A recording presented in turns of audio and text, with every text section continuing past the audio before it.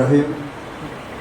অনুষ্ঠানে উপস্থিত অতিথিবৃন্দ, উপস্থিত সাংবাদিকবৃন্দ, আমার সহকর্মীবৃন্দ, সবাইকে সালাম, আসসালামু আলাইকুম। ম্যান অফ হেল্পিং অর্গানাইজেশন, এটা ইংলিশ না, বাংলায় আমরা যেটা ব্যবহার করি মানুষের সাহায্যের সংস্থা।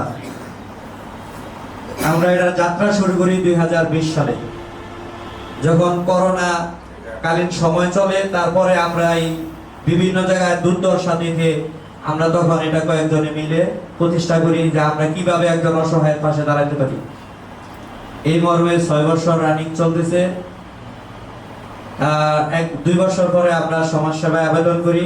এখানে আমাদের জাকির স্যার উপস্থিত আছেন, ওনার সহযোগিতায় আল্লাহর রহমতে আমরা আমাদের সংগঠনের ছাড়পত্র এবং লাইসেন্স পেয়েছি।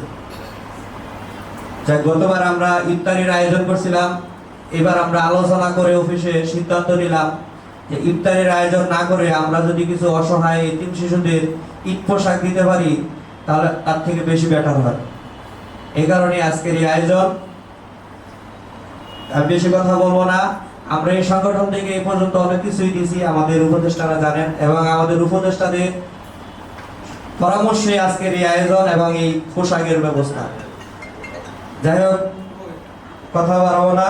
আমাদের যারা উপদেষ্টা আছেন এবং আমাদের এই এলাকা ভিত্তিক যারা আমাদের অভিভাবক আছেন, তাদের প্রতি আমাদের একটাই কথা থাকবে যে আমরা ছোট, আমরা একটা প্রতিষ্ঠান করেছি অলাভজনক এবং অরাজনৈতিক।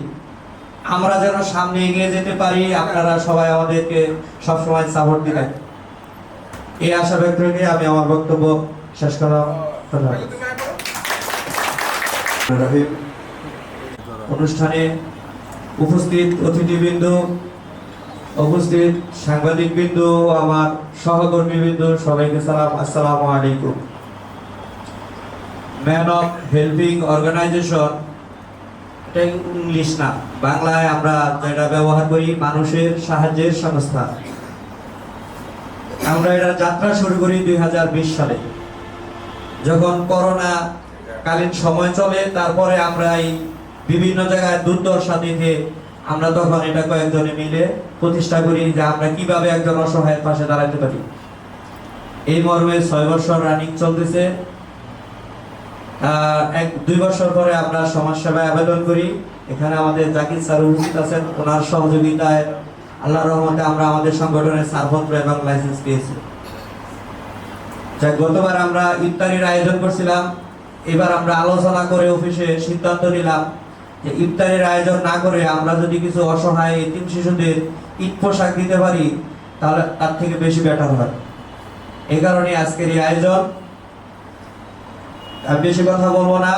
আমরা এই সংগঠন থেকে এই পর্যন্ত অনেক কিছুই দিয়েছি, আমাদের উপদেষ্টারা জানেন, এবং আমাদের উপদেষ্টাদের পরামর্শে আজকের এই আয়োজন এবং এই পোশাকের ব্যবস্থা।